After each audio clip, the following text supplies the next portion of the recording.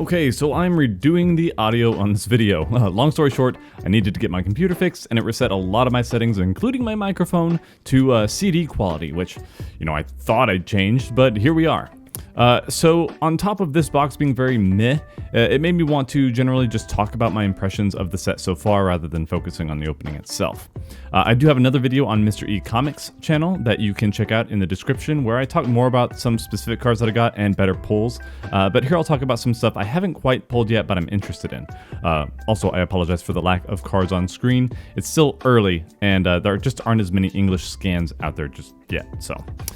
Anyway, first on the list is that we get new holo energies. Always love to see it. And these aren't particularly rare either. I've gotten like 4 or 5 from each ETB so far.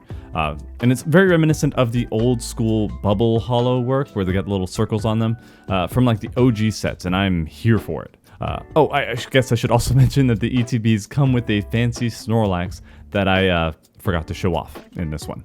In any case, what's good about this set? Well, I don't think any Pokemon here are necessarily going to shake up the meta, except for probably Alakazam EX. You can hit your opponent from the bench for a fair amount of damage, and there are ways to keep him safe there. I want to try pairing him with Unknown V-Star and the new Kabutops to make everything weak to psychic damage times 4. Don't be surprised if you see some variation of Alakazam decks on the TCG Live for a while.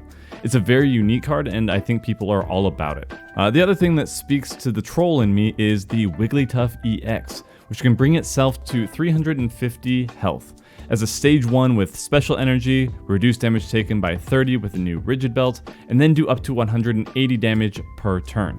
I'm thinking about doing a variation of the Tankalone deck with Wigglytuff instead, but I'm still working on how to make it work with 3 energies. It's technically only 2 attachments needed with double turbo energy, and she will survive a lot longer than Oinkologne, so maybe it'll work out. I'm also considering pairing her with a new Dodrio for some draw power that leads into some wild damage potential. Maybe I'll call the deck Wigglybirds or Tough Birds. I don't know, we'll see. Finally is my own personal gush about 2 of my favorite Pokemon coming back, and that is the royal duo themselves, Nidoking and Nidoqueen. It's very tricky to set up because they are stage 2s, but they've got some synergy which I at least want to fool around with. Nidoqueen makes Nidoking's attacks free, while being a wall herself against decks that focus on attacking with basic EX Pokemon. Or just basic Pokemon in general, but you're usually going to find that in EX form. That plus type advantage against Gardevoir, who knows? Honorable mentions are of course the Protective Goggles, which remove type weakness from basic Pokemon. This will fly in the face of a lot of counterplay we normally see with anti-meta decks, especially with Chien-Pao and Miraidon EXs being fairly prevalent. At least it doesn't make Mew VMAX any stronger. And of course the Rigid Belt I mentioned earlier that prevents 30 damage to your stage 1 Pokemon.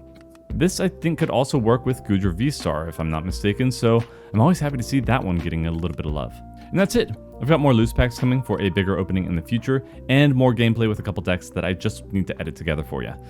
In the meantime though, I hope you guys have a great rest of your day. God bless you all, and I'll see you in the next one.